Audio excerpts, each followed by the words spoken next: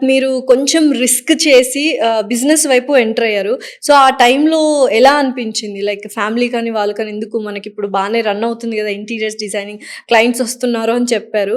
But ఆ comfort zone నుంచి risk జోన్‌కి రావాలంటే రస్క్ యాహ్! ఉండాలంటారా? ఎగ్జాక్ట్‌లీ. మీరు అడిగిన క్వెషన్ బాగుంది యాక్చువల్లీ.